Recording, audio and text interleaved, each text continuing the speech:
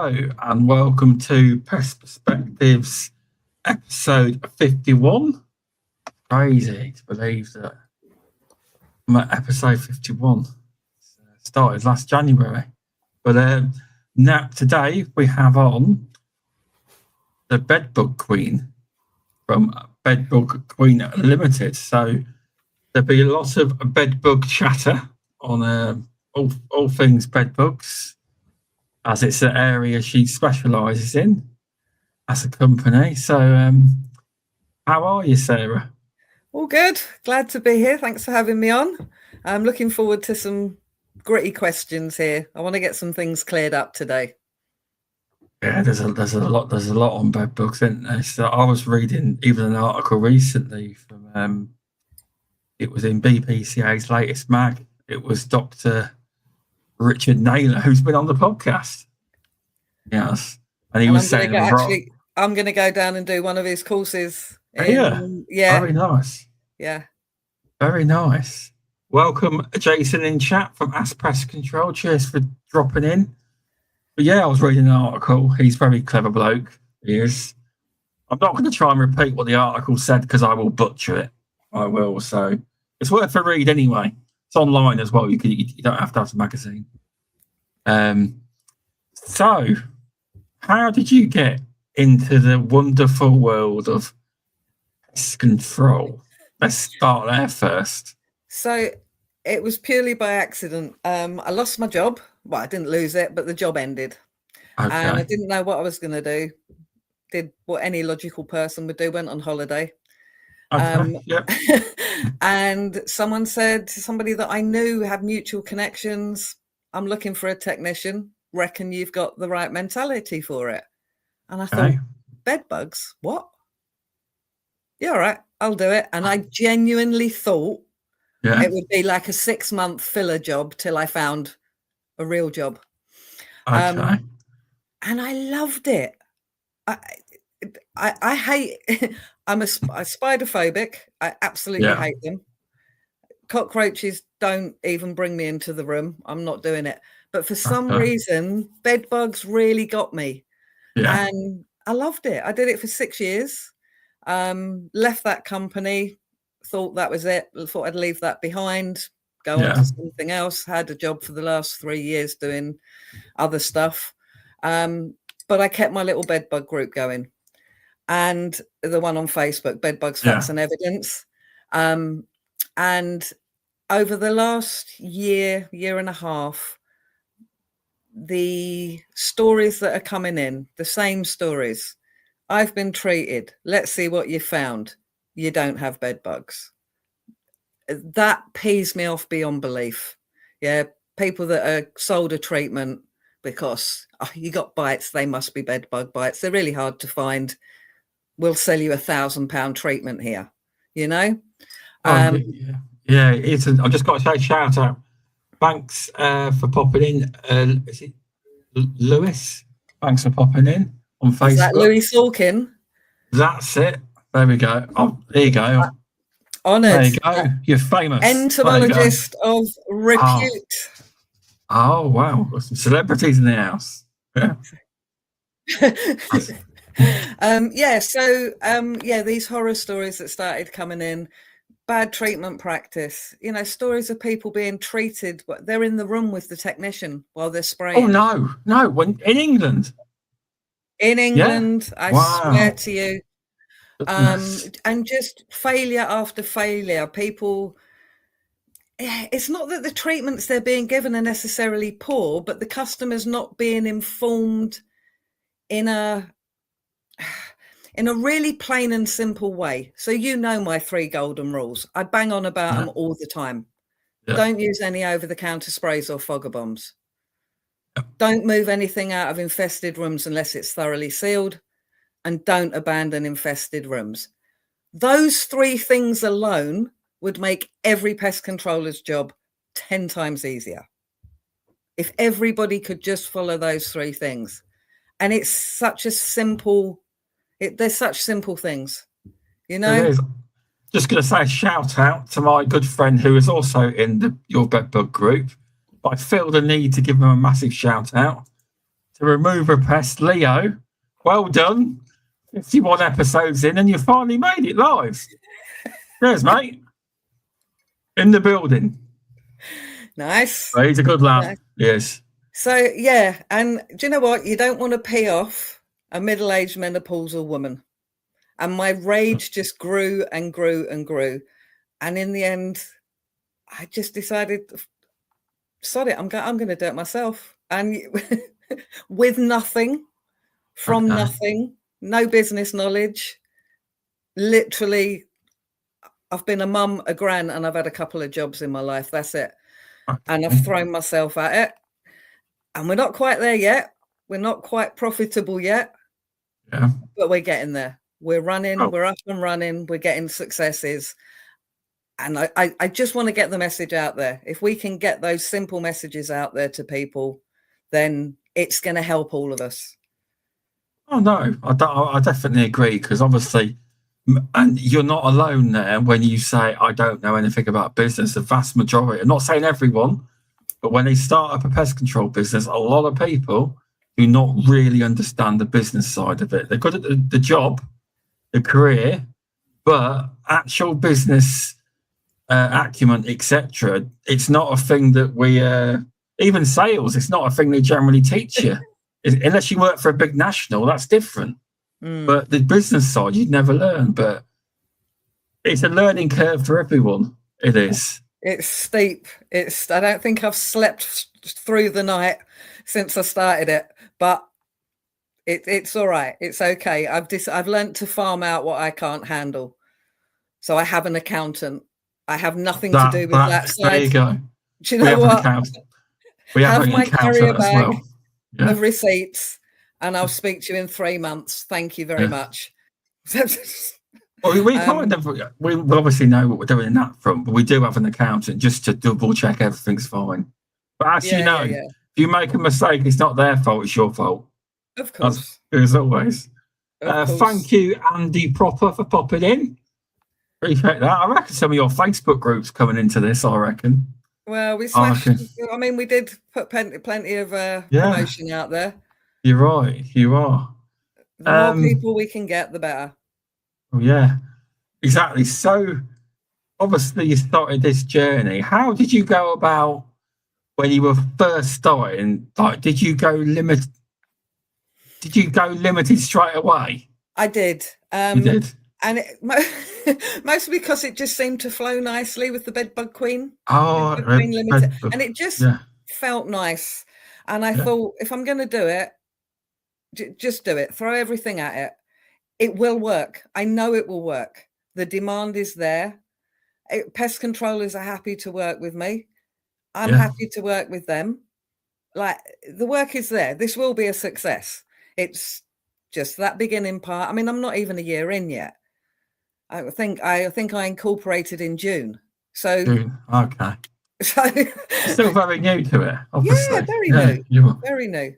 Another person, Gary McKay, thanks for dropping in. But no, that's so. How did you go about your first? When did you get your first job? And were you daunted by it because it's under your own brand? Did you get the website going first before you tried to get any? So I did a few bits and pieces. I got the website up and sort of like on Google, and then started doing a little bit of tweaking. Well, I didn't. I paid a very nice, knowledgeable person to tweak it for me and all that. And just started working on things like branding, which is something I'd never even given any consideration to, and getting signage for the car, those sorts of things, just getting all those things in place. It's important.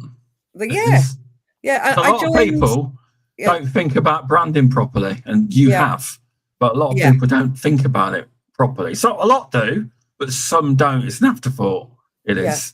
Yeah. I reached out. The local council has a little small business, startup thing with courses and stuff like that. And I'm in one of them now. Not still. It progresses through, but I got a grant through that as well recently. But when you go with loads of plan was to get do the business startup loans from the government, but it was just such a complicated process. I just thought, okay, don't go big, go small. Print what you can yourself. Write what you can yourself. Okay. It's kind of what they call kind of a bootstrap. You do what you can yourself. You do. Because obviously, I imagine what the business loans you were talking about, you'd have to have a sales forecast, a whole business plan. You'd have to have, and most people don't know how to do any of that. I'm learning that stuff now, even though we're an established business. Some of that stuff I'm starting to learn now. I am. Yep. But it's things people don't know how to do. It is. Chris Sells, thanks for popping in. And he said, good on you, Sarah. Oh, thank you very much. Don't know which bit, but we'll take it. Yeah. But no, that's you are right, to be fair. Like website for stuff like that, you are best to get someone else to build it. Yeah. And at least you're a limited company now, because if you do use Google Guarantee, which I don't know a lot of people do, well, the rules have now flipped the script now. If you're a sole trader, you're no longer allowed to use it. You have to be a limited company. They've thrown them all off that's it. Handy.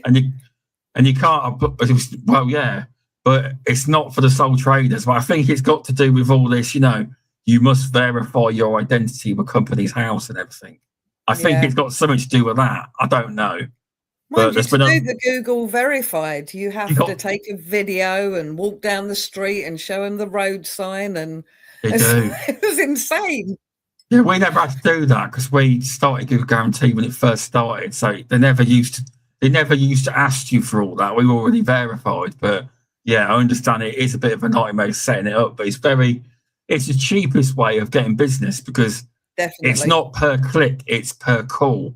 So if they decide not to ring you, you don't get charged. Yeah.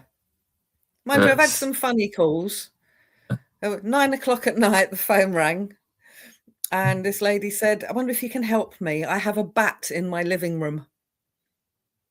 And you said, I can't touch that, obviously. I'm awfully sorry. That is not my area of expertise. I recommend you call the bat conservation people. Yeah, we had it once where a bloke kept ringing us on. We got different area numbers as well sometimes, and but can't you just come and remove it? I said no. He gave any advice like you did. He gave up in the end. I said it's not a job for pest control. That is not. 2 years ago, he gave up in the end. It flew into his bathroom. You see, it did. I mean, awkward. But, I mean, nothing a towel wouldn't. Well, no, I'm not going to say that. Never mind. Oh yeah, let's not say that. Let's not do that. But no. So when you got was your first job through Google Guaranteed? It was. No. I think the first job.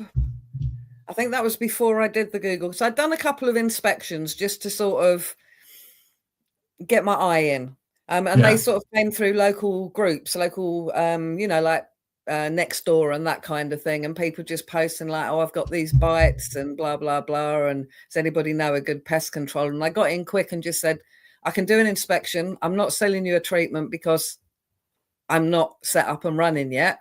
Yeah. But I can come and take a look. So I think the first couple came that way. Neither of them had bed bugs. Okay. So were they okay with you saying that? Because a lot of the time they will send, I hate to say it, I've had it a few times where you do the inspection, you can't find anything, and legally you're not allowed to do anything. I know many companies out there will. I know, yes. There's many out there, unfortunately. And when you tell them you've got no bed bugs and they present you with an envelope full of bits of skin, etc. Bogies, yeah. I just say, unfortunately, you got to be careful. We're not trained for this, are we? It's a learning skill. You got to be very careful as well. You have. You have. It's a hard thing to deal with sometimes. It is. It is. I think there's a couple of things why it tends to work for me. I think it's very different as a female. And that's okay. I know we're all very modern and we don't make gender assumptions and blah, blah, blah. I get it. I do. But a female in your home who has a calm demeanor and is really talking you through the process and is taking the time, and I'll talk about time again a bit later on, is taking the time to listen to your concerns and explain to you clearly why you're mistaken. You're not mad. You're not an idiot. you are mistaken. And I can show you that other things can cause what's happening to you. And here is a link to an article that talks about static. Here is an article, you know, all those things. And during my process of inspection, I generally find that I can talk most people down off of that ledge that they're on. I can pull them back from the edge of the rabbit hole by facts and evidence, you know, pointing out the fact, yes, I know bed bugs can live anywhere and we've all seen them everywhere. But in the early stages of an infestation, they are not going to be living in your hallway cupboard or, you know, in the bathroom or the kitchen. You know, finding a bed bug in the kitchen to me is always a red flag for a neighbouring property issue. I don't know about you. Yeah. I'll be honest. I will agree with you because I don't do many bed bug jobs per year. That's how many I get. So I will agree with you. You're more of the expert than me. Okay. So, you know, and just talking about the logic of their behaviour, how they want to be near the bed. It's our actions that push them away from the beds 9 times out of 10. I know females move away a bit for biological reasons, but generally speaking, if you leave them alone and you happen to change your clothing before you leave your bedroom, you're probably not going to spread them to your lounge. In the early stages, at least let's say in the first 3 or 4 months, it's highly unlikely. If you're the person that gets up in the morning, has got an ensuite shower, and you get out your night clothes, have your shower, put your clean clothes on from the wardrobe that's been nowhere near the bed and leave the bedroom, you're not going to take them with you. If you're not spraying your bed with chemicals, they're not going to move out to your wardrobe and the ceiling junction. So all of those little things. You know, if you don't drag your mattress through the house when you've got bed bugs, you're probably not going to infest the hallway, the 2 bedrooms next door and the lounge. Okay. You know, by explaining those things, it gradually brings people down. That's really good. That is you sound like you really are really good with customers, especially. I'm a people person. Yeah. The way you explain it sounds like it would really calm someone down that was thinking, because it's a difficult situation. It looks like you've got to grips with how to deal with it the best you can. It's something I enjoy. I do enjoy that part of the job, but there are cases where you just cannot convince the person. And on a couple of occasions, I have said, I recommend you speak to your GP, you know, and that's as far as I'll go. Okay. You know, but there are the occasional cases. Don't you find it bad when, like, I've heard cases of where, sadly, they go to the GP and they tell them what they think it is, and the GP goes, "Yeah, they are bed bugs. Get a pest controller." You can't tell by the bites, can you? And I usually say, "Take my report with you." Oh, do you? Good. Take my report with you. Which I make quite detailed. If I know it's going to be that kind of, and as I say, they're quite rare. I mean, you know, they're not everyday cases. But I'll say take my report with you to explain to the GP why it cannot be this, and we need to look at other things. Exactly. Also, I've just been corrected by Jason. He says you are wrong. You are allowed to catch and release it back outside. So throwing the towel over it safely and not harming it and putting it out the window. Apparently it's legal. I wouldn't want to do that, though, to be fair. So, you know, I wouldn't. Well, it's like the old grey squirrel question, isn't it? When they get trapped, you're not allowed to release them. You're not non-native. And yet, before I did the course, I was not aware of that. Before I did my level 2 course, I would have just let it go, or assume that if I gave it to a wildlife place, they'd nurture it back to health and they'd nurture it. They'd nurture it a different way. They would. Because it even says, like I said, I didn't post, but when in my local town a while ago, there was the injured grey squirrel, and they're all talking about it, and someone put a screenshot up saying, if you take that to the vets, they'll just euthanize it, and it says it. They're not allowed. And that's even if you make it in your car without being attacked. By the squirrel, Like trying to get out your car. Yeah. Jason's actually said place it in a box and release it at night. Don't release it in the daytime. The man of facts tonight, Jason. Cheers for that. Every day's a school day. It is. So, obviously, you're new from that perspective. Is it just bedbug control, or do you cover any other kind of insects at all? So my initial plan was to do, wasps, because everybody knows wasps can be a nice little steady stream of income in the summer. Oh yes, they are. I know that too well. Yeah. So that was my plan, and I did plan to sort of steal myself other domestic pests, cockroaches and stuff. Obviously, I'll do fleas if necessary.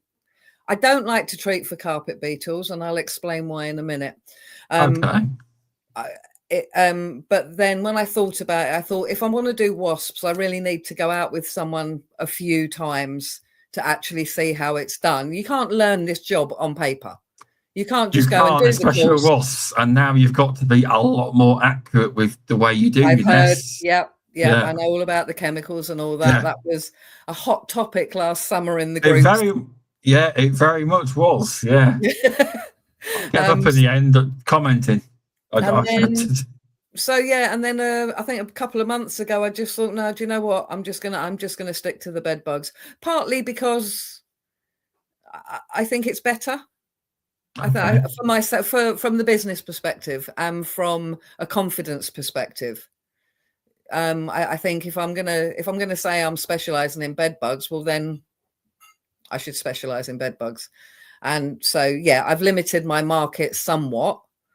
However, I have confidence that the brand will grow and it will be very successful at some point. I mean, obviously, it is an industry where you can specialise. They say you can specialise, and that really is specialising. Yeah, that is, because there is. I mean, you're not alone. Obviously, you started out, but there is firms that just do bed bugs. Mm-hmm. There is. Obviously, they're a little bit bigger than you, but. Mm-hmm. It doesn't happen overnight, does it? They probably started out just doing it themselves. Yep, they did. So it can be a good business if you know what you're doing and you market it the right way, etc. Yeah. I mean, I'm never going to be taking the big money jobs, the heat treatment jobs, because I'm not strong enough to hoik that kind of equipment around, frankly, and also. Yeah. It has to be so precise to get heat treatment right. I came into, when I started doing my own, when I was working before, I came across so many heat treatment failures. I was of the opinion that heat treatments don't work. My opinion has changed a bit because I've met a few people now that are successful at heat treatments. Okay. But I find that it's not just a matter of they come in, they set up some heaters, they bugger off, they come back. These are guys that are going in, measuring they're measuring the temperatures in the voids and in cool spots. They're heating much quicker now. I think part of the problem in the early days of heat, at least here, was they were electric heaters and things like that. They don't get the heat out quick enough. The bed bugs just move. They withdraw into the walls, they withdraw into the floors or wherever the electrical system. I heard some of the old ones take 6 to 8 hours to heat up. Yeah. That's no good, is it? No, that's just not going to work. So what I have discovered in the last year is every method can work. In fact, it's process over product. Okay. So the way you do the job, and whether that includes preparation or post-treatment or what the treatment itself, it's process over product. Every single process can work for some people. So there are guys that still just use chemical. Yeah. There are some people that will use steam and a chemical, or steam and a non-chemical product, DE, silicon dioxide, that kind of thing. Okay. There are people that make heat work. They can all work, but it is about how you do it and how much you understand the location, the construction of the building. All these things can be relevant. I would say never use heat treatment in a block of flats. A 1970s tower block which the construction is so open and the pipe work is all shared and the electrical system is all shared, you heat up that flat in the middle, the chances are at least 1 or 2 bed bugs, if you don't do it quick enough and well enough, are going to get into neighbouring properties. I've heard it where that in London, I don't know who, but they've had where they just they heat the entire block of flats up instead. That must have cost a pretty penny. I mean, I don't even know. I mean, it must work to a certain extent, but again, you're in the group, you read the posts. Some gentleman posted yesterday or the day before, he's in a block. The company, the housing association or the landlords of the block have bought in a large company. They've paid them a rather large sum of money that would do me nicely for the year. Thank you very much. To do heat treatments, and it's failed. Oh, that's not good. It's failed. So I don't know. I don't even know if that would be possible to cover an entire tower block. That seems utterly impossible to me. It does. Someone said it. I don't know if it was true or they just meant. I don't or maybe a smaller block, but even maybe then, it was smaller. Yeah. Even like an 8-flat 4-story block. I just think the variables are just too much. I'd rather take a more targeted, direct approach. You are right. It's always about targeted treatments. It is. Oh, with the biggest, it was obviously on the group, the biggest thing you mentioned is please don't put up your bite pictures. It's not an indicator. Yeah. Because I've had people show me bites before in person. I was like, that's not an indicator. Yeah. That's not. And I find that there are some times where you look at a bite, even though I say it, I mean, you see it, and it's not just once a day. I mean, it's literally constantly. I should have it on my clipboard, so I can just copy and paste it each time. I've done it. I've walked and looked and thought, well, they look suspicious. Yeah. Even I do it sometimes. Yeah. But it's a hard one. It's a hard one because the problem is sometimes people don't tell you, but then they start scratching them. Yeah, making them worse. Now, see, the other thing is so many people don't respond to the bites. Yeah. I have heard it quoted, and probably Louis will probably know better than I do on this, but I have heard it quoted. Some people believe that around about 60% of people have little or no reaction to bedbug bites. It's crazy, isn't it, when you think about it? What the bedbug actually does to you when you read what they do. Yep. They put what's it called? They numb the area, don't they, while they're doing it, so you don't feel it. Yeah. It's crazy. It's so neither me or my husband respond to bedbug bites. Guess how I know? Wow. I brought them home. Oh, I heard about that. Yeah. There we go. That wasn't fun. I have many recent pictures from feeding bedbug over the last 45 years. I told you he'd know. And they don't look all the same. Exactly. And that's the thing. I can feel one bedbug feeding. Wow. Oh, yeah, well, Hey, have you offered your services to go and sleep in Richard's lab for the night and have bedbugs feeding to you? I would do it. I'd do it. I'd do it. It's such a weird thing. I don't know. It's just because I became so familiar with them, so up close and personal. Because the company I worked for was a non-chemical company and not heat treatment.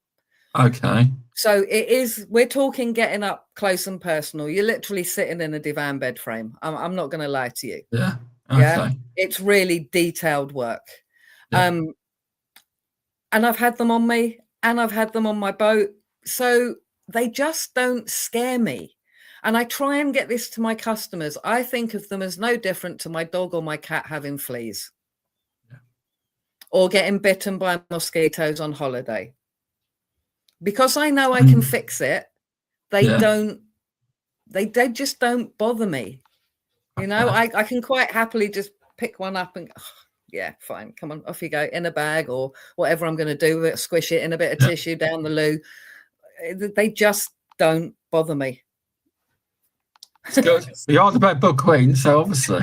If only I could order them around. Now, all of you, out of the door immediately. That would be good. That would be good. So, obviously, you're obviously a professional, and you wouldn't obviously recommend that people try and do it themselves, would you? I would recommend nothing more than vacuuming. Vacuuming, okay.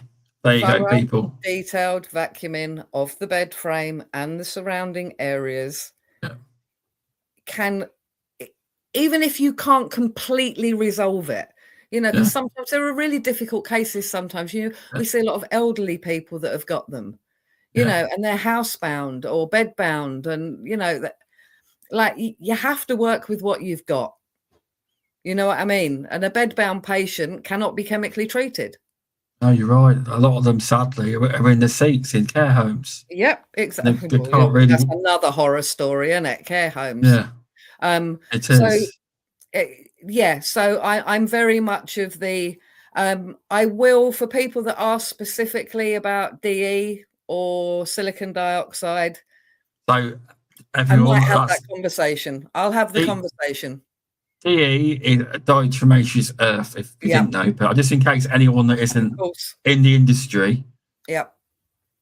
That's something you've ever used. Yeah. Literally. Do you use it on carpets and stuff? Edges. So what I was taught, the way I was trained, was to apply extremely lightly. Can you have that? Because I was led to believe, I've never used it, that although it's non-toxic, it's still, if you breathe it in, it's not good for you. Yes, absolutely. What you don't want, and people say it, you read it in the, sprinkle your carpet with diatomaceous earth. Yeah. And it's like, no, please, guys, please don't do that. So it's literally hidden areas, along the edge of the skirting board, and apply. And I really, really, really mean lightly. You should barely be able to see it. Okay, that's fair. Yeah. Hidden areas on the bed frame, no problem. Yeah. Backs of headboards, no problems. Backs and underneath of sofas, no problems. But you don't really want it on the front cushions, because when you sit down, you might get a little puff, and you really don't want that in the air. No, you don't. There we go. DE can be an inhalant hazard if over-applied, and also leads to psychosis, irreversible medical condition. Yes, silicosis, absolutely. Damages your lungs. I'm dropping some serious knowledge in here. Handle with caution. Handle with caution. And I've walked into places where, as I walk through the front door, I can smell the DE in the air, and that is no exaggeration. Literally, divan bases that are white, where it is piled, like literally, and crazy amounts used. A lot of people I removed the comment today because somebody had recommended, I think it was a 5-litre tub. They put a link up from Amazon. I wouldn't use that in 2 years. That's a lot of powder. You know what I mean? So I removed the comment just because of that health concern. Somebody would probably go and do it, though, wouldn't they? And go and buy it. Yeah, absolutely. It's why, I'm in there swift, get that comment out. I'm just not, as I say, it can be useful, but it needs to be treated with caution. And not sprinkling it everywhere, and definitely not on places like your mattress, Another tip here: vacuum cleaners will be destroyed by vacuuming DE over time. Also true. I'm learning big time here. I am. Do you know what's really? I'm feeling relieved and somewhat smug, because this is stuff that I've learned. This is stuff I've been taught. This is stuff I've learned through experience. And I get a lot of pest controllers. Yeah. Bless you all, guys. But you've learned your way, and you don't want to hear another approach. See, I hate that, because our industry is made a lot of, obviously, we do, trade show days. Yeah. All the associations have their on the road days. And the reason we do CPD, continuous professional development, is so we can learn new ways of doing our job better. So yes. I'm open to all the new methods, but there are some of the old guard who will never change how they do it. Yeah, and I'm afraid we're not in the 80s and 90s anymore. Back then, maybe you could walk into a house, a 20-minute spray. You might have to go back once for a second respray, and that'd be it. Those days are gone, guys. We're not there anymore. No. The resistance issue is becoming really quite frightening now. One thing that I heard, it wasn't on my podcast, it's on Beauties and Beasties when Dr. Richard Naylor on, and it blew my mind about how this pyrethroid resistance happened. And I always thought it was the pest controllers over the years. Apparently not. The bed frames are laced in pyrethroids. I was like, damn, I didn't know that. When I heard it, I was like, I didn't know that. I think there's that, and another personal pet theory is where you've got more people using low dosage products. Yeah. It's almost like getting a vaccine. I know the process is different, and Louis again can give you the biology on this. But if you are exposed several times to a low dose of something, you become not immune necessarily, but it affects you less. It's the same with addiction. If you think about it, it is. Cigarettes, whether it's nicotine or illegal drugs, you need more and more and more in order to do the job. And we cannot make stronger and stronger chemicals because of the life cycle issue. Their life cycle is so quick, compared to, and we're going to damage human health. I mean, some of the products sold abroad are absolutely terrifying. I am so thankful that we are governed. I know, there's a whole EU argument that's happened and we're over that now. Thank you very much. But I am extremely grateful for those strict EU health laws, because even the products we use, we know they are still harmful. We cannot deny that. Sadly, though, with even the bed bug sprays you buy, I hate to say it, and correct me if I'm wrong, but anyone can go and buy them on the internet. But if you go to a proper professional pest control supplier, they won't sell you it. But there's many shops on, and unfortunately. Yes, I agree. When I did my, because I was new to business, I actually went with the BPCA and I did their business startup course, which included the level 2, blah, blah, blah. Okay. I was lucky enough to be on the level 2 with the lady that is the new chief exec, I think Rasheen, I think her name is. And she took the course with us because she knew nothing about pest control. So she wanted to learn it from that perspective, which I really respected her for. Now she is lobbying Parliament, and I've had several conversations with her about that. And she's going to be trying to, I mean, we'll never stop it. It's just the way of modern shopping, but some more regulation, some more customs checks, those sorts of things. Oh yeah, I mean, you have to buy rodenticides now. You have to have at least a basic certificate, but not with insecticide. It's very weird. Yeah, it is. Yeah, but obviously, if you're not a professional using professional grade products, you're breaking the label. And just because you bought a product, you don't have to use the product effectively. This is it, as I say, process over product. If it was just a matter of the American market, and Louis will be very familiar with this, Crossfire. They all talk about Crossfire. I hear this all the time. Crossfire and Apprehend, but let's stick with Crossfire for now. Yeah. If it was just as simple as going out and buying a canister of Crossfire and spraying it, America would have, and Apprehend as well, I suppose, really, then America would no longer have a bedbug problem. There you go. Right? And yet we still do. So it is process over product. I mean, some of the bedbug clips I've put out there from with Richard Naylor on YouTube, I get comments like, "Is Crossfire good?" And I don't reply to them. I'm like, I'm not replying. I'm no expert. I'm not advising nothing.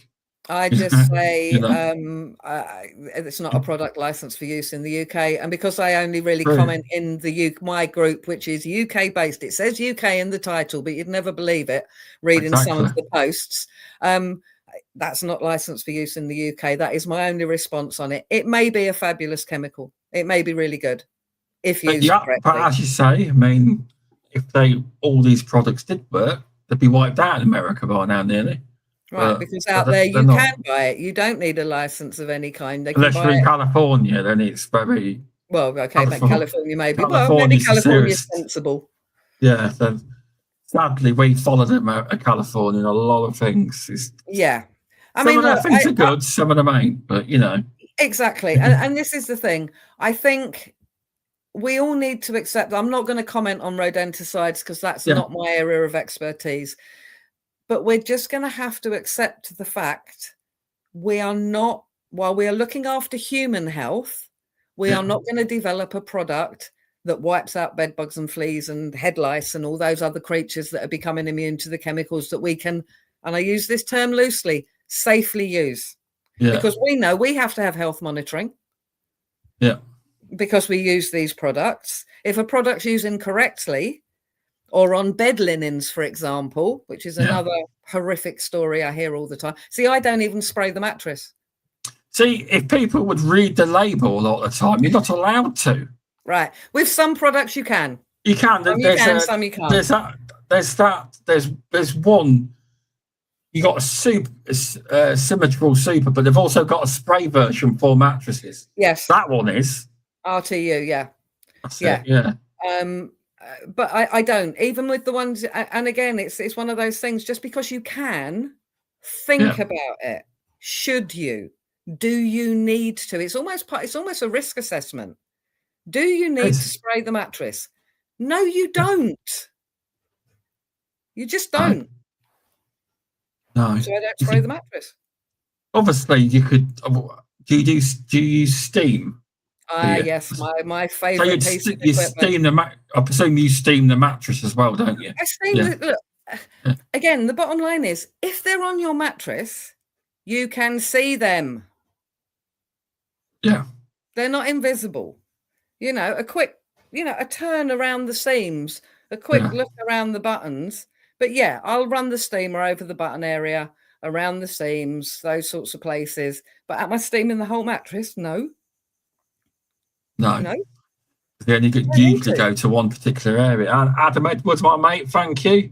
Yeah, you're right. It was the symmetrical RFU. Yeah. Is that the one? Yeah. That's the one. You can, but you don't need to. You don't need to. But yeah, thanks for popping in, Adam, from T&R Pest Solutions. Thanks for popping in, mate. 2 years in business he's been in. Well done. Nice. Yeah, so, right. Where do you sit? Have you got any advice on other pest? I know there's people in there watching from the public, but this is actually, an industry-focused podcast. Have you got any tips that, because not everyone specialises in bedbug control, obviously. Have you got any tips on inspecting? What's your best tips? Yeah, on inspecting. So when I turn up at a customer's house, I'll try and have a little chat with them first. Tell me what's been going on. Where did this start? When did it start? What exactly has been happening? What have you found? And put the kettle on. That's how my visits go. And then once I've got my cup of tea and I've got some information there. This has been going on for 6 months. I was sleeping in this room, but I've now moved to this room. I'm still being bitten, la, la, la. So you've got a narrative in your head. Yeah. Had you been away recently? Yeah, well, we came back from wherever about 3 weeks before. Had terrible bites on holiday, thought it was mosquitoes. Okay, so now you've got a narrative in your head. Yeah. They think they've had them for about 6 months. You're not going to have to look that hard, right? Not after 6 months. But anyway. No, you don't. So, and then again, it depends on the bed. So it would be bed linens off. I know this sounds really basic stuff. I don't inspect pillows, duvets beyond a quick cursory look. Okay. Put them to one side. Mattress. So I look at the area of the mattress I can see. So the surface, the sides, especially around the handles. The handles on the mattress, one of those little hot spots, and obviously seams around the head end of the bed. So pull it down the bed a little bit. Visual look that way. Mattress off the bed, and then inspect the underside. So exactly the same. And you're looking for your black spotting, the fecal trace. You might see bed bugs on there. You do see bed bugs running sometimes, but I generally don't find the mattress is the favourite spot for them. Let me guess. Unless it's a metal framed bed. Okay. And then you're more likely. Sorry. Is it the headboard? Is my guess? No. Headboard is my next place. Okay. So pull the bed away from the wall, get behind the headboard, and I've never needed to remove the fabric for an inspection because they tend to hang around just on the little seams. They like to hide in a little nook. So creases, seams, any piping, zips around zips. So just peeling back and looking. It's just a visual inspection. Yeah. Then where the headboard fixes to the bed, there's often those two wooden sort of posts. Looking at those, quite often find fecal trace on those. Then headboard off the bed, check where it attaches to the bed. So I'm assuming this is going to be a divan bed for our purposes. If there's drawers, take the drawers out. Usually at this stage, they've got stuff in the drawers. So I just take the drawers out at this point. Don't go through them right now. Turn the divan upside down. Look around the edges of that fabric underneath, especially around the feet, wheels, legs, anything like that, which can not always, but can be an entry point to the bed. Up the leg, up the wheel, onto the bed. So looking around that. If I don't find anything around those edges, I don't take the fabric off. So I'd be expecting to find shed skins and live bugs in those areas. So I found no fecal on the back of the headboard, no eggs. That black fabric that's usually on the back of a headboard, fabulous for seeing eggs. You can't not see them. You just can't. It's so distinctive and so visible. You've got your torch, as long as you've got your glasses on, you'll see them. So I found no shed skins around the bottom of the bed. I've seen no live bugs. There's no fecal trace on the back of the headboard. All I'm going to do at that stage is monitor. That's what we're going to do at this stage. We're going to pop a monitor down. I haven't seen anything here. However, while I was here, I did happen to notice a couple of carpet beetle shed skins. Okay. Carpet beetle larvae shed skin. Well, the hairs from the carpet beetle larvae. Yeah. I know, Louis. I know they've got a proper name, but I don't know it. Woolly bear. No, but the actual hairs, they've got a name. It begins with ST, but I've forgotten what it is. So those hairs can become airborne, and they can cause a bite-like skin reaction that is frequently mistaken for bedbug bites. It's fast off the mark. Thank you. I knew there was. I'm not going to attempt to say that. Hey, I can't say it. No, I can't say it. It's fine. Thank you, Louis. You want to know what it is, people? You're watching after the fact. Look on the video. It's there. It's written down for everyone to see.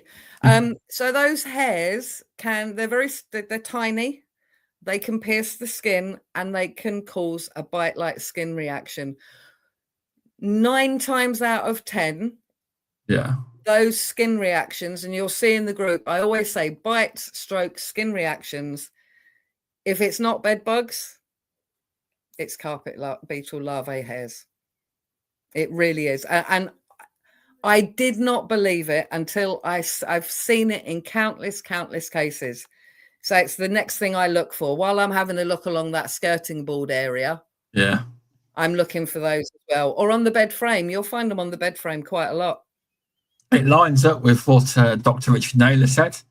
He actually mentioned that carpet beetles was one of the biggest misidentifications. But it's actually not bed bugs, it's carpet beetle. He said. And now I'm going to get on to why I don't treat for carpet beetles.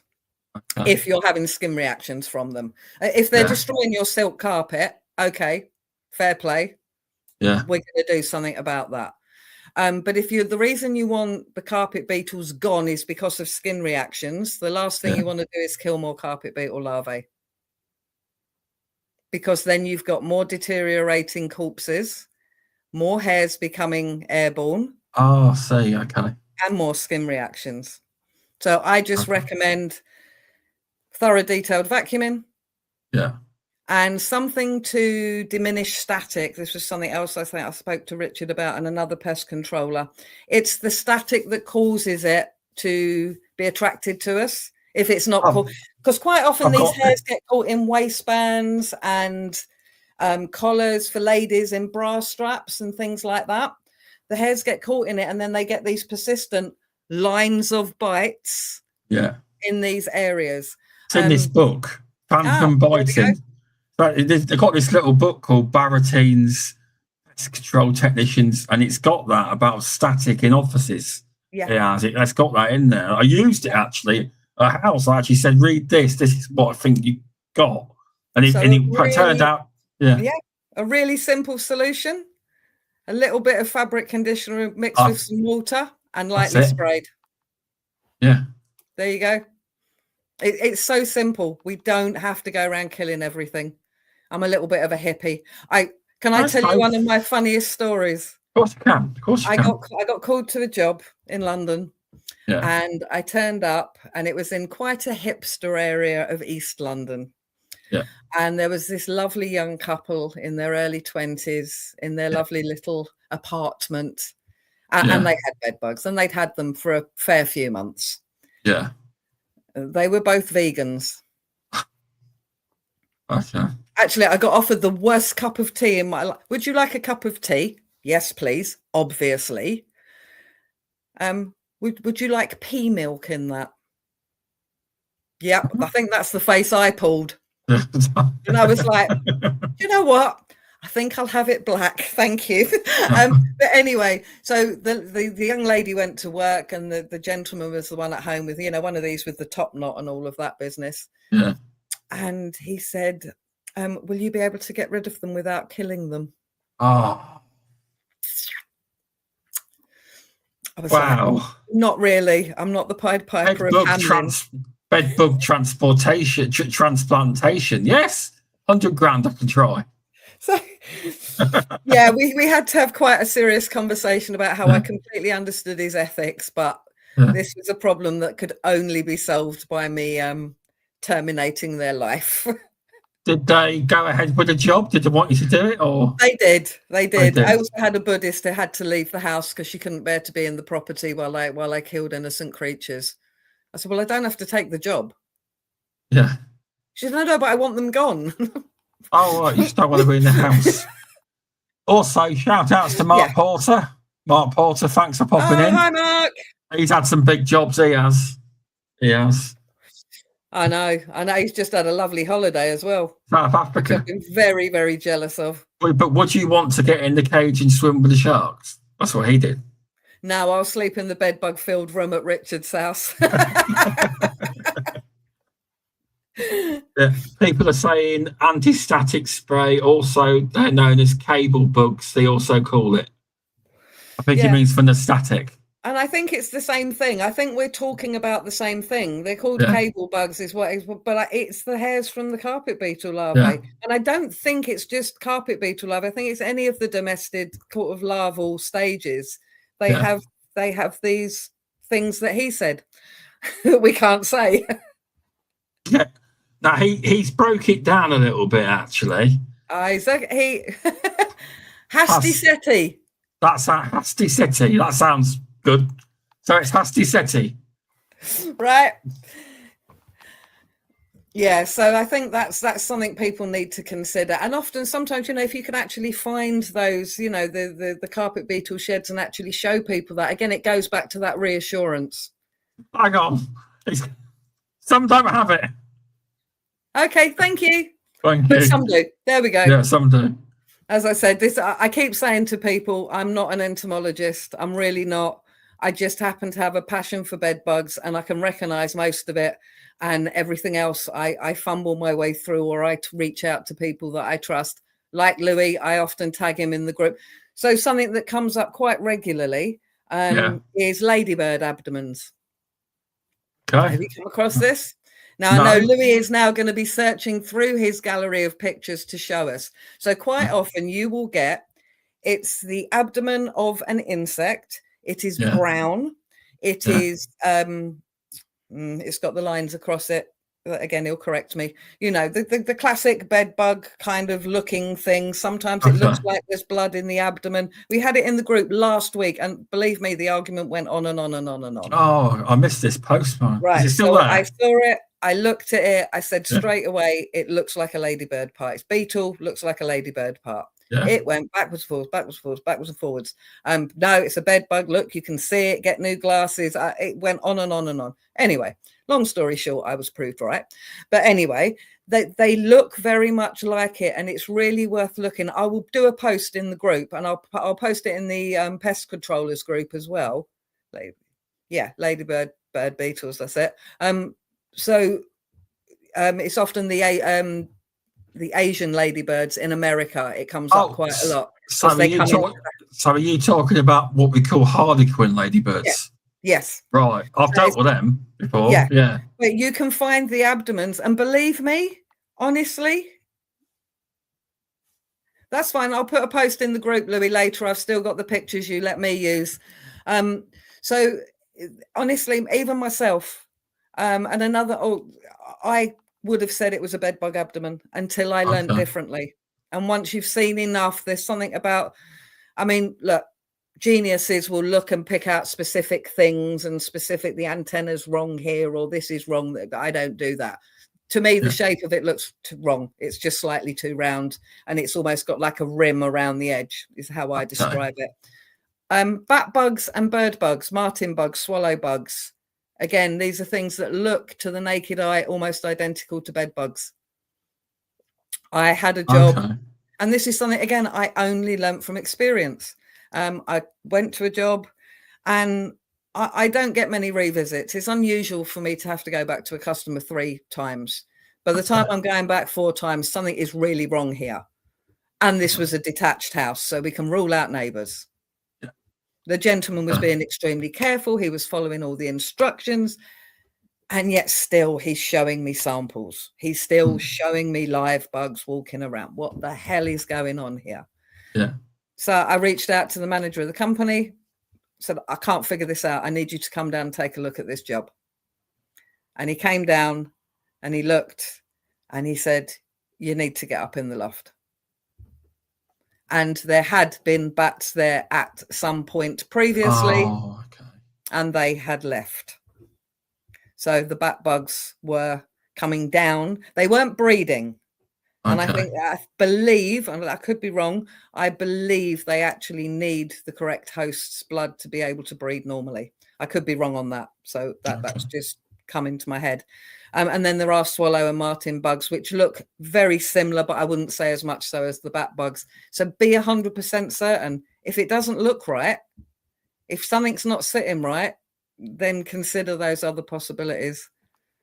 Especially in rural properties for sure. There you go. There you go. Read that, people. You need to get Louis on your podcast. I'd have him on if he'd come on at some point. Yeah, you need to get him on, and I'll sit in the background being helpful. Just could have both of you on, like a round table. Yeah, there we go. Bat bugs do need bat blood for proper reproduction. That was what I was told. Okay. So that, as I say, so if you're seeing live bugs but there's no breeding going on, and you're in a rural property, ask that question. Do you have bats? Have you had bats over the last year? It's worth asking. No, we never had a thought of that. That sounds all good advice on here. Are you okay to go for a bit, or do you want to end it now? Or no, I'm quite happy. If you've got more questions, or if people have got more questions, I'm happy to go ahead. So with bed bug, when you're doing a bed bug infestation, and say the conditions are not as hygienic as you probably want to do a treatment, do you make clients, or do you do any prep at all so you can actually do it properly or not? Sometimes you have to do it yourself. It's as simple as that. And we've talked about elderly people, but you have to consider mental health issues, drug and alcohol addiction, overcrowded living conditions. In London, it's crazy down here, living conditions wise. It can also be Not so much in the private sector, but in the social sector. Once you're in the social sector, it doesn't matter. If you have 4 more kids, the chances of you getting moved to a bigger house are virtually zero. Okay. So, for example, in my house here, I live in a small 3-bedroom council house, 1 double bedroom, 2 singles. There's myself, my husband, my daughter and her husband, and their 2 children living here. Oh, okay. Because that's just the way it is. So you get a lot of that. So sometimes you have to help. I'm one of the pest control. So we all fall into different camps. Some people like everything prepped before you go out. I prefer not. If I can, I'll do the inspection and the treatment in the same day. That would be ideal. The room in question is a complete and utter, everything's all over the floor and you can't see it. Yeah, in which case, hopefully, so I've had those cases, and sometimes you have to get some social services involvement. Okay. Yeah. Sometimes that's rare, but you do sometimes. Yeah. Sometimes you have to price it into the job, I'm afraid. Yeah. Okay. You just have to price it in. It's going to cost this much for the prep work. You can give the advice. So I go out, I do the inspection. Obviously, that's not going to be treated on the same day. It's impossible. Yeah. So yes, there would be some instructions. Bag up all. Let's just get the floor clear. I'm not even going to stress about anything else, but let's get a clear workspace. Yeah. Get the rubbish in bin bags. Put the books in piles. Bag this stuff up and wash it. You know what I mean? Let's try and get a little bit of order to this situation. But it can be, but in those circumstances, they've usually had bed bugs for a considerable amount of time before they've reached out for help. For whatever reason, either poverty or shame or lack of capability, whatever. Yeah. They are more complicated. They are much, much, much more complicated jobs, and they're hard, much harder to resolve because bed bugs these are the jobs where people are going out and buying those £20 cans of spray and they're spraying the bed. So the bed bugs have then moved to the back of the wardrobe because the wardrobe's quite near the bed and up to the ceiling junction and into the plug socket. So you're causing that spread. And that's the main problem with those sprays. They'll push them away for a few days, but they'll come back. People will think, it's worked. Yeah, I haven't had any bites for 7 days. And then as that chemical dissipates over time, because it doesn't have much residual, because it's a low-grade product, boom. Then they start coming back again, but they've deposited fecal trace in that area. They may have laid some eggs in that area. Yeah. It now becomes another viable harbourage. And excuse me 1 second. No, you're all right. I'll just do a quick shout out. Shout outs to Jenny from the Pest Podcast. I presume that is Jenny. It's a great American podcast run by 2 great women pest controllers. Shout outs. Hi.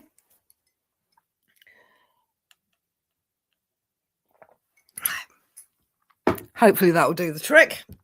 So that you just create more harbourages. Yeah. If you leave them alone, where they really want to be is the bed. Yeah. So don't pee them off. Don't agitate them. You remove them physically. Physical removal is the simplest form of pest control, right? Yeah, it is. Yeah. You remove as many as you can find. As we said earlier, it won't cure the problem necessarily, but it will buy you breathing space, time to get the money together, time to find a pest controller. Yeah. Exactly, because it's like I know it's not the same, but it's like when someone's dog or cat gets fleas, they sell them a flea thing that doesn't work, and they spray it down and it never works. I've got a 4-bedroom house and sell them this tiny little bottle. They do. Yeah. And they think it's going to work, but it's not. No. And again, fleas are another problem. Fleas, all these insects that are a problem to humans in one way or another, where we've become very reliant on chemicals, we're going to have to stop doing that. We're going to have to find other ways. Head lice. So my kids had head lice when they were younger. It ran through the estate and the school like a dose of salts. Yeah. None of the chemicals were working, all using the same GP, all getting the same chemical, not working. Oh, Okay. Yeah. So my mum came down. She comes from a farming family, and she went, using that stuff all the time is not good for you. It's basically a weaker version of sheep dip. She said you don't want to be exposing yourself to that time and time again, because we were doing it twice a week. Like 5 of us with long hair. I don't know what it was, but it used to stink to high heaven. Absolutely, It doesn't really stink now. Not as bad. No. And she told me to go for physical removal. The old-fashioned knit comb, conditioner, twice a week for 2 weeks. You break the life cycle, job done. I had literally had mums queuing at my front door to show them how to do it. Well, it wasn't when I was at school, but I heard stories of schools used to have a knit nurse. Mm-hmm. Go through I'm your old hair. enough to remember that. Yeah, happy behind your ears. They pull all of that. Yeah. Knit but nurse. It's like they caught it early, and again, early detection is your greatest gift. Another tip for everyone: tell your customers, check your bed once a month. Yeah. Just have a quick look over it when you're changing your bed in. Wooden beds, you can just have a quick look. If you want to be a bit extra, like I can be sometimes, take a couple of the slats off, have a check. There's plenty of monitors out there. They vary in quality. I'm not going to promote anyone or diss anyone on this, but there are monitors out there. Try a couple. Best place for them, because as we all know, position is what is key, right? Yeah. Because you go to customers' houses and there's a couple chucked under the bottom end of the bed. I've had these monitors down for a month and they haven't shown anything. There's no bloody good there. Put your monitor under your mattress. Back of the headboard. Head end of the bed.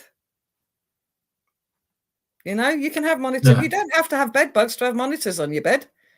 Stick a monitor on your bed, especially if you travel a lot or you work in. I come across the same people time and time again, and I'm sure other pest controllers do. NHS workers, care staff. Time and time again with bed bugs. They're public transport users. They're in and out of people's homes. They're up close and personal. They have a higher risk of exposure. Repeat exposure. Yeah. I was asked once to spray a luggage bag, and I said no chance. I'm not spraying that. Someone actually asked me to spray their luggage bag. Right. I didn't do it. Okay. They go travelling a lot. They thought me spraying it with pyrethroids would help. But I was like, I'm not doing that. I said,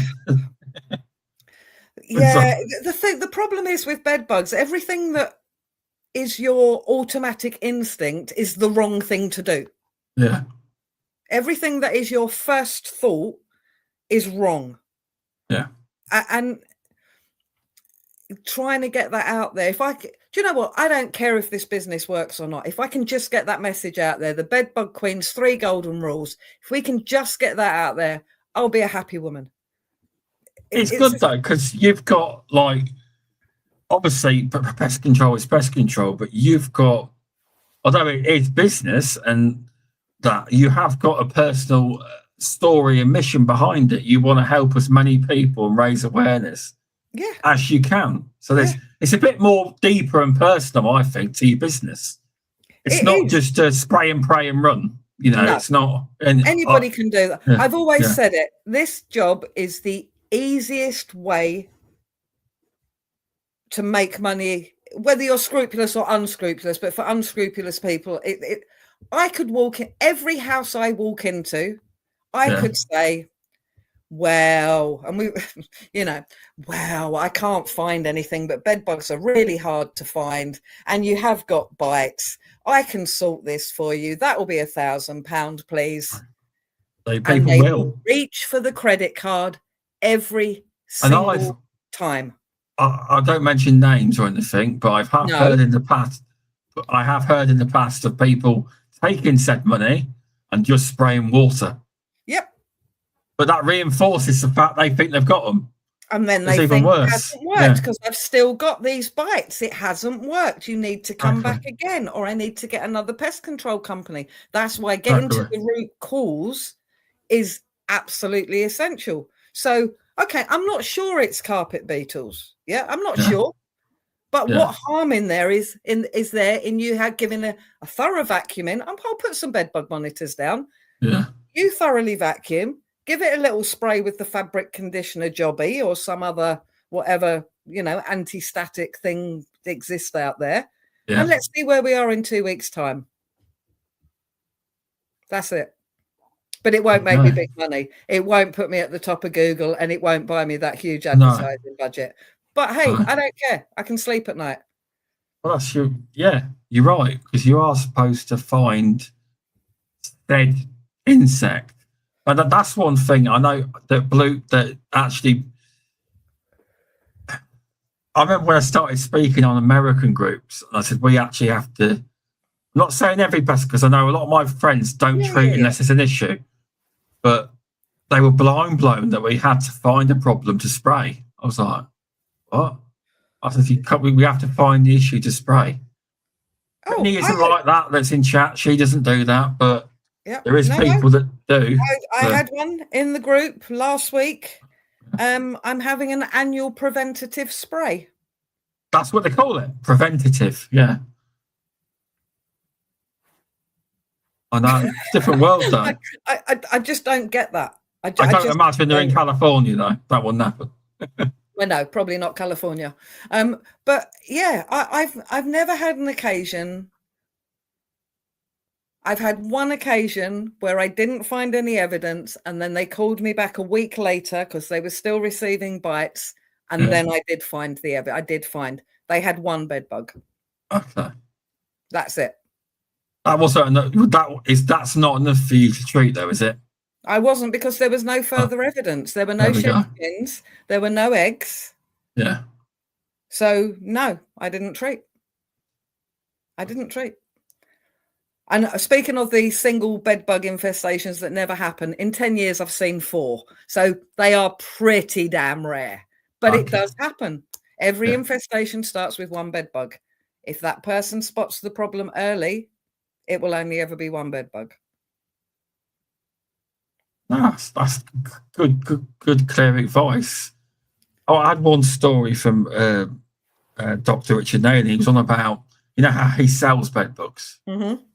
He had a particular address in another country, and he said this address was ordering loads of them. And he had to do a bit of digging. And in the end, he says, we didn't send them. We think it was somebody wanting to plant bed bugs in a. He says, so now he says you have to be, not anyone can buy them. He says you have to have a reason you want them.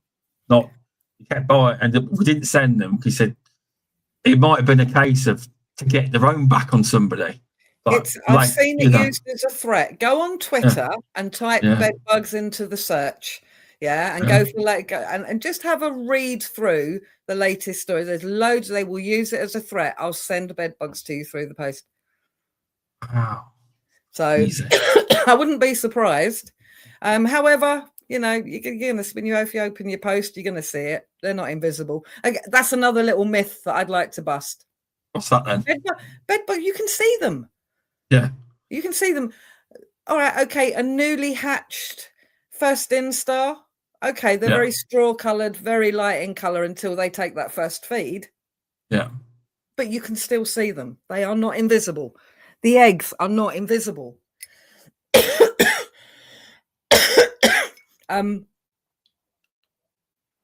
If you've got them and you look thoroughly, you will find the signs.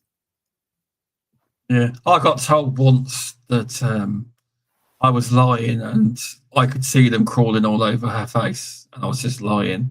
That's one of those delicate situations. Yeah.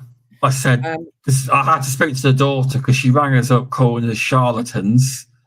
I said, we're not charlatans. You agreed to pay the little survey to come and have a look because it's not free. Yep. But I says, if we was a charlatan, we could have charged you God knows how much money and took your money and been off. But we didn't do that. Her daughter rang and she apologised. I'm so sorry. No, and that's a really difficult case. Yeah. Again, in some ways, this is a subject I can approach differently because there is a condition that middle-aged women can get where you get formication, I think is what they call it. It's to do with our wonderful hormone changes.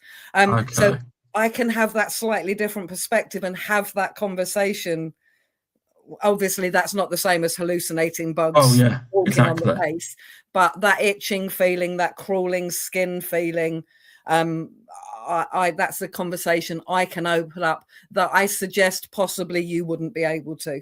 No, I would no, definitely was not. So thanks, Louis, for that. Cheers. That's not something. Even if I tried it wouldn't be down well. I don't know what I'm talking about. I read this on Google. It might be this. Don't talk to me about Google.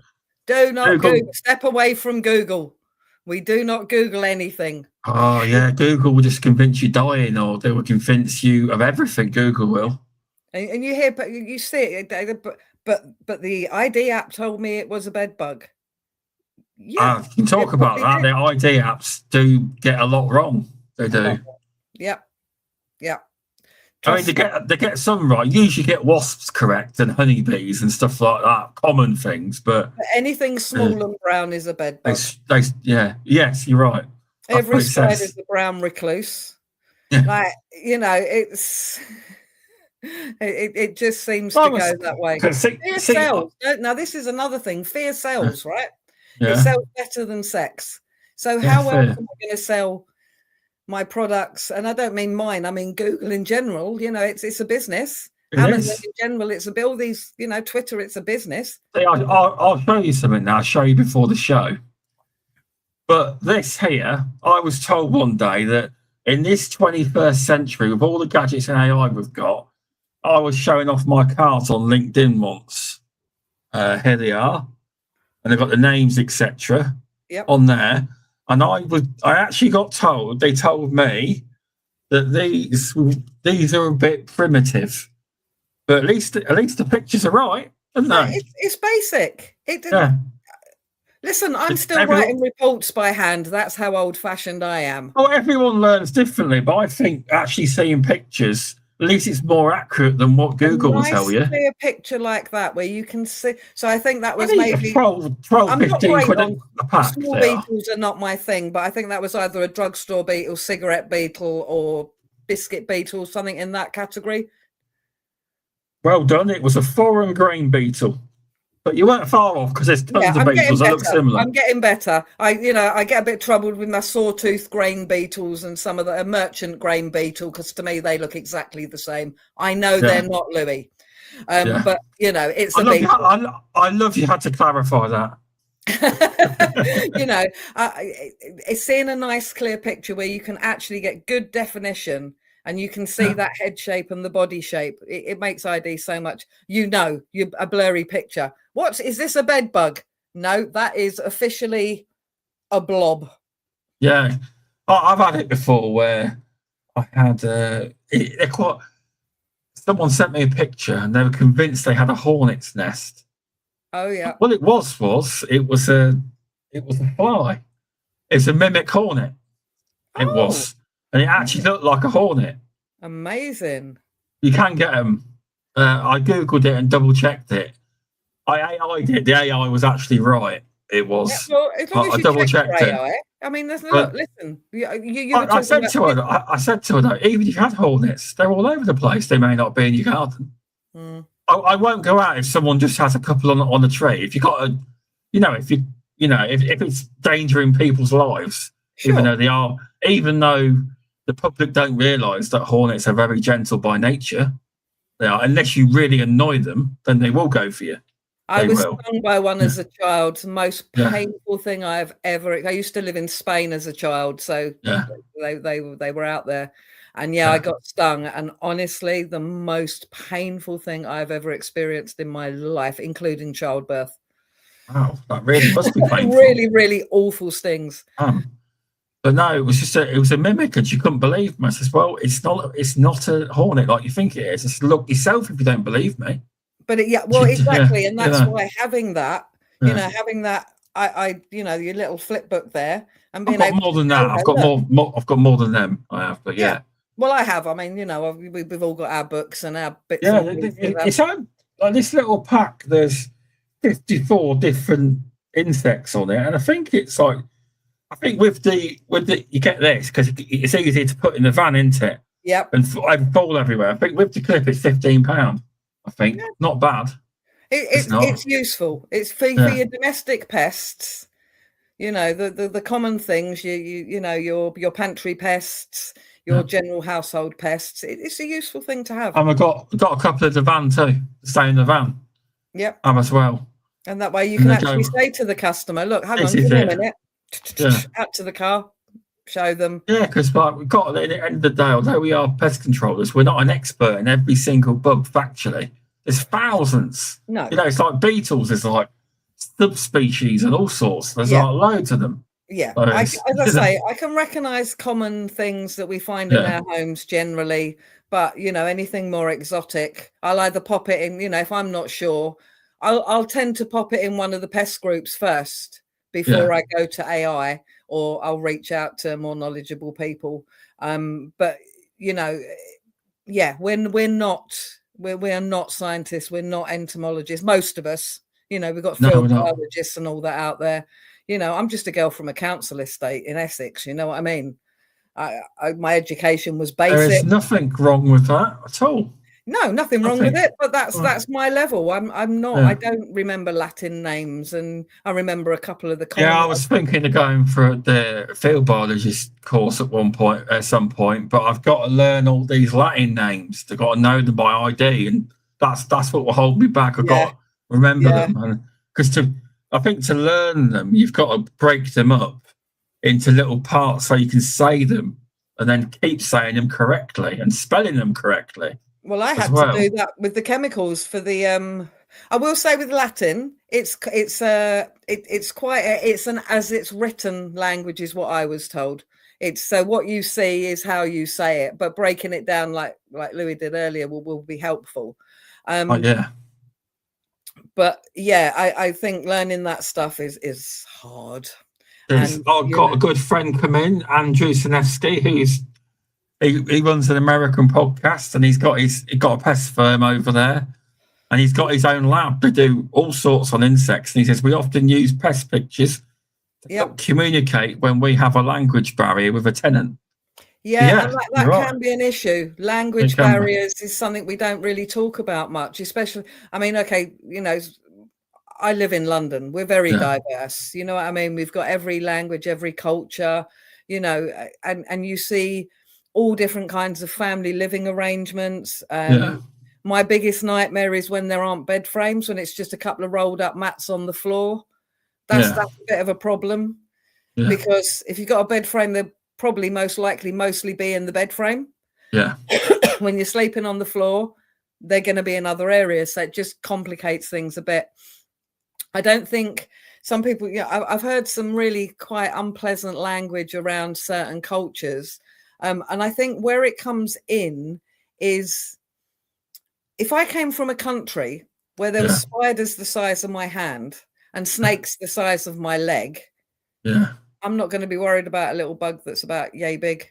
There are different cultures, and certain insects don't bother people.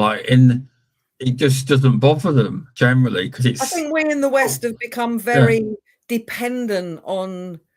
I think since the 50s, when we sort of had chemicals that worked, and we're at DDT, we didn't know it was going to kill us and everything else. But hey, it worked for a while. I think we've just become reliant. We've got flies. We're going to go and buy a can of fly spray. I'm more for the sticky, the old-fashioned sticky fly paper. Good. They're good. Yeah, they're good. They work. They work.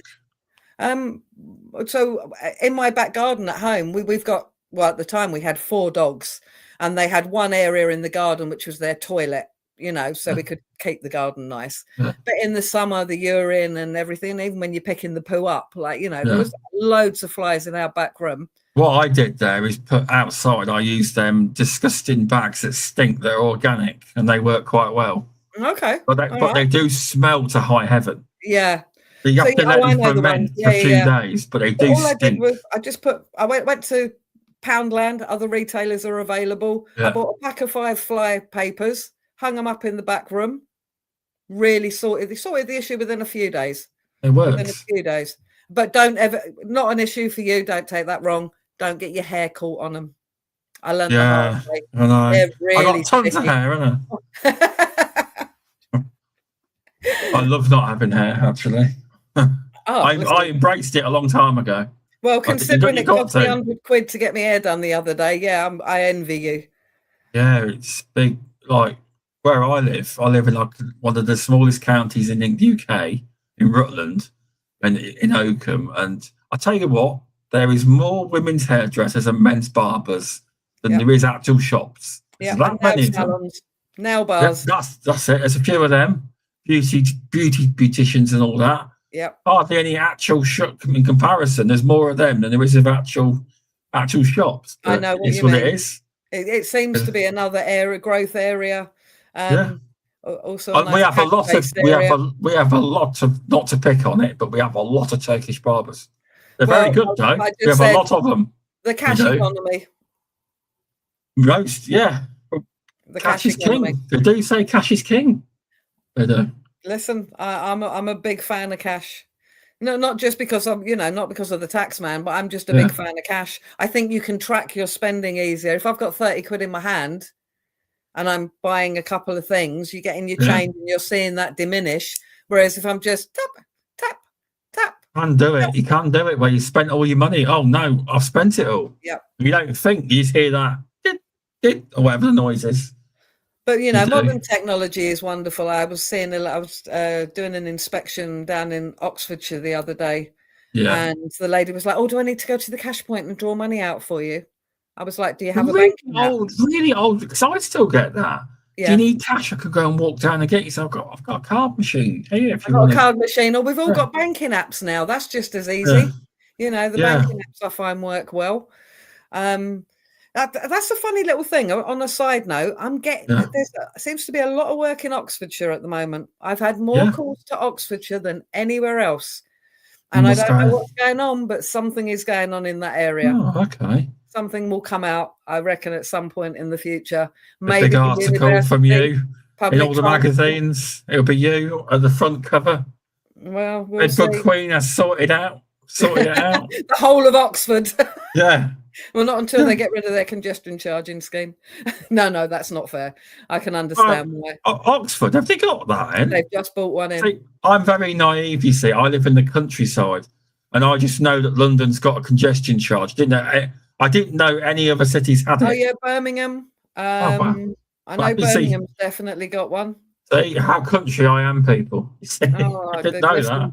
That would be my absolute heaven, to be in the countryside. I do go into cities, obviously, but closest I get is Peterborough or Leicester. Yep. But not often, but yeah. So where do you see bedbug work going in the future, next 5 to 10 years? Do you think it's going to get more prevalent? Yeah, I think so. And as I say, I just look at America. They throw everything at it. Their health and safety laws and their environmental laws aren't as strict as ours. Countries where they have virtually no health and safety laws, where you just go and buy, farmyard pesticides, and you can use them in your house, in certain parts of the world. If they can't get on top of them doing that, we're not going to. If we carry on the same trajectory and relying on chemicals, we are going to have to look at other methodology, other practices, far more use. I could not do what I do without the Poulti Simex eradicator. I could not work without it. And if you haven't got one, get one. If you've got one, get another one as backup. I mean that most sincerely. That is going to be the way forward, and non-insecticide treatments. Perhaps apprehend. I don't know. Dr. Richard Naylor talks very highly of it. Apparently, according to this article I read in, the only bit I will say, I might get right about this article in the latest BPCA magazine, is that it's currently being trialled in the UK. Is what was said in the article. Yes. As well. So he has been working on it. I'm hoping while I'm down there next month, I'm hoping that I'm gonna have a chance to see some of his slides. He reckons he's got some lovely shots of fungus actually growing out of the backs of bed bugs. So that I'd be fascinated to see that. Maybe it will be DE or silicon dioxide. I don't know, but I don't think insecticide is the future for bedbug control. Okay, I won't argue with you because I think it is going. If you keep, I think it is going that way. Yeah, it's going to have to. Listen, they can mutate and change quicker than we can develop new safe products. But in general, a lot of the market is going towards wanting more non-toxic methods. It is. And you know what? It's probably right. Even with the rodenticides, as I say, it's not my area, so I'm commenting as an outsider, and I fully accept that. I follow a guy on Facebook. He does dog work. He's got a terrier. He does rat work. He's got like zillions of followers. I approve of that over pesticide use from an environmental perspective. It has to be better for the dog to do a quick kill rather than to poison that rat, something else to feed on it, and to continue that up the chain. We know how many owls we've lost over the last decade. They know they're finding rodenticide in their poo. Yeah, that study's a bit.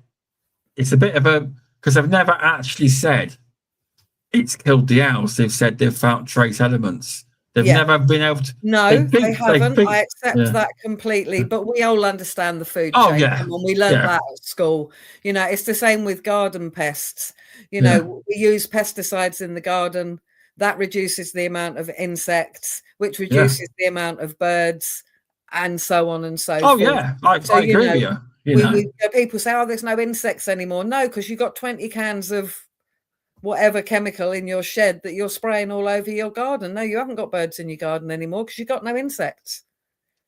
True, because not last year, it was a better year for wasps, but the year before that, there was no flies, literally. And there was no wasps because there were no flies because they eat them. There you go. It's cycles, isn't it? We have to be. There was flies. I'm just saying they were in very short supply that year. Yeah, I understand what you mean. It's just one of those things. We're just going to have to. I think we've just become reliant. It's the same with pharmaceuticals. If you want to go down that route, if you've got a headache, people reach straight for a paracetamol or an other pain relief thing. Try drinking a glass of water first. You're probably dehydrated, but we all do it, and it's the same. I've got flies. Well, I'm not going to try and proof my windows or put up a fly, curtain to stop them coming in the kitchen. I'm going to go and buy a can of spray. I think we're just going to have to start rethinking those approaches. Yeah. Jason says dogs do have the limitation. He's right. They are not just the answer. I haven't seen a dog go in a cavity wall yet. LOL. But they have benefits. Like I've got a friend who I speak to a lot. He's been on the podcast, Sam Tricky, and he uses dogs, and he said the amount of rats I've been able to get wouldn't be possible with just bait alone. Yeah. So there are benefits. There's a whole debate about the dogs get injured or it wasn't a quick kill. Well, rodenticide's not a quick kill. No, he's just adding to the debate. He's not arguing with it. I'm not. I mean, I have no vested interest in this. I just think, realistically, if I was choosing for pest control at my home, because we have 2 dogs, and earlier on we had small children, I'd probably choose a guy with a terrier over. I mean, look, we did have rats here many years ago when we first moved in. Yeah, the property was already infested with rats. It was horrific. We had no carpet down and I could hear them under the floorboards at night. I mean, just awful. So we called the council. The guy came round. He chucked, I kid you not, a handful of something under the extension and under the floorboards. And he gave my husband a carrier bag full of rodenticide and said, just do that whenever you need to. That's the way it used to be with the councils. Yeah. But not many councils have pest control anymore. No, my council doesn't do bed bugs at all. A lot of them don't do pest control full stop. Yeah. A lot of them don't. They're all contracted out now. Which, councils haven't got the monies anymore, have they? So well, there's some, Arab's law, the mould. yeah. Well, there's a few things changing from what I've read. That as of October 2026 in social housing, they have to do something about mice and rat infestations. Good. So I don't know. Don't quote me on it, but surely. I've read it in a couple of magazines. I don't know the ins and outs of it, but that's what was said. I know my council still does rats, and I know my council still does wasps. But outside of that, I wouldn't have any idea. And I know they don't do bed bugs. It's on their website. Because they know the headache it will give them. Yeah. And the minefield it would cause for them. Yeah. It's hard in social housing, close-up housing, dense housing, poverty housing. And I live in a council house myself, so I'm not dissing anybody that lives in social housing at all. Yeah. But the truth, I'm lucky I have a house, but it's a terraced house. Yeah. And when my neighbours threw 2 beds out in their front garden, I was like a flipping meerkat up at my front window. Anyway, it was fine. I think they just got new beds. But, that's reality. But if you live in a tower block, well, those that gets infested with bed bugs, I would not want to be the landlord or the pest controller on that job. No, I definitely agree with you. They were paying. Is there any other myths you wanted to bust? Or I think you've covered a lot of them, haven't you? Pretty much sure. I mean, just the fact that if you think you've had them for 3 months because you've had these skin reactions for 3 months, you, even as an amateur, you will be able to find the signs if you look in the right places. So that back of the headboard, taking apart a wooden bed, flipping your divan upside down or your box frame or, the base. You, after 3 months of breeding, of egg laying, of shed skins, you're on your, by 3 months, you're on your 3rd, possibly entering your 4th generation. You're going to find signs. Yeah. Okay. That's about it, really. And just one more plug for my 3 golden rules. Don't use any over-the-counter sprays or fogger bombs. Don't move anything out of infested rooms unless it's thoroughly sealed. And don't abandon infested rooms. Yeah, thanks for that. I'll tell you what, it's been a really good show. I've learned a lot. Fantastic. Hope everyone's enjoyed it. Yeah, I've really enjoyed it. So if you are with the British Pest Register, people, give me a chance, though. I'll have a look at you probably get 1.5 points. So I'll have a look at what it comes up with. Your code will be 1111. Do you know what? Even I should be able to remember that. Yeah, well, I make them, they're random, but what will happen is there's like 4 codes put down, all made up, and that's the correct answer. But, right. But if anyone who wants to go through last year's on the British Pest Register, they've got to do quizzes on the actual questions they have. Oh. But at least you've got to show some verification that they've listened to it. Yeah. I didn't have any last year. It was me approving them, and I wasn't sure. A lot of the times, if people had actually watched it, I couldn't verify. But now it's all been sorted. There's any way of doing it. It is. Yeah, because otherwise, everybody. I listen. I can actually make questions on the whole podcast, but I don't. To do last year, I used ChatGPT with all the questions and to do it all. And I can assure you, making 47 quizzes, 46 quizzes was not. Yeah, it took me a long time. Yeah, I don't fancy that. That don't sound like fun. I don't need to do it again now. It's all done. It is. But thanks for coming on. It was really good. No problem. Thanks for having me. I think you've done really well. I did. Thank you. You've now been on a pest control industry podcast. You have, as well as your own live streams you keep doing. They're getting quite popular. They are. Yeah, and I didn't advertise the last one properly. I forgot to actually put it in the group, so some people missed it because they didn't go to my profile. So I'm learning all the time. I told you before, I'm not techie at all. Oh no, it's. I'll be honest. Facebook don't make everything easy. They really don't. No. No, they don't. They don't. It's like what happens with this podcast on Facebook is this podcast will stay up for a month, get all the views, etc. Then they'll take it down. I will have to re-upload the whole video, and then it stays up forever. So if it's live, they take it down and make you re-upload it. Saving storage space, apparently. Right, thank you. You've just explained something that happened with the one that I did a month ago at the beginning of January. Yeah, I didn't realise. I'll upload it again. 30 days it takes. 30 days of the live, so they take it down, and the reason was they want to save on storage space, but most people will just re-upload it, and then it stays there forever. Okay. All right. It does. Thanks for that bit of advice. That was probably what happened then. It was. Yeah, that makes sense. Have you got the said video? I have. I downloaded them because I shared it to other platforms. Oh, that's good then. Yes, just re-upload it because that's what happened. Have you got anyone you would like to see on the podcast then? Well, I think we should definitely get Louis on. He is a mine of knowledge. Christopher Venables, interesting man. He's been on. There you go. Yeah, he's a very interesting man. He is. No, I can't think of anybody off the top of my head. But it's always, I love to hear other people's perspectives. And as I say, I had some quite rigid views when I came in. You know, heat treatment does whack. Well, actually, I've learned it can if it's done well. You know, so I'm becoming a lot more open-minded. For me, it's just about being moral about it. And I don't want to sound really priggish because I'm not. But don't take the pee out of people. When people are desperate, don't make their situation worse. And however you do the job, just do it right.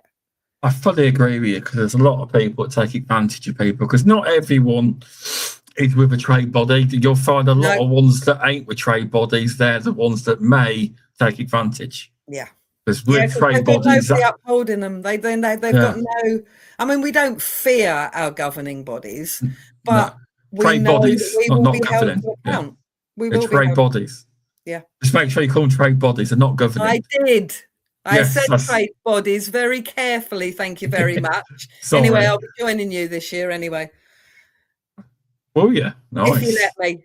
If you let me. Anyone can join the MPTA. Yeah, no, I'm definitely if they want to. But yeah, thanks for coming on. And if you stay online for me, I'll just shut the stream down. So thanks everyone. And next week, let's have a look. Who's on? It's going to be your year, isn't it? Next week. That'll be episode 52, one whole year. Yeah. It'll be your birthday. Got Billy McPherson on next week. Mm-hmm. I have. I'll just reach out to him and check he's still coming on. But yeah, it might. No, it was in January I started. See, what happened was the first episode wasn't actually a guest, it was myself talking about the podcast starting. But I have to have it because I've had my LinkedIn birthday on Pest Perspectives, so it was a week or two ago. It was, you see. But yeah, thanks for coming on, and I'll just end the stream. But thanks for all the inputs on Louis and everyone else that commented. Thanks for popping in. Cheers, and guys. I'll see you all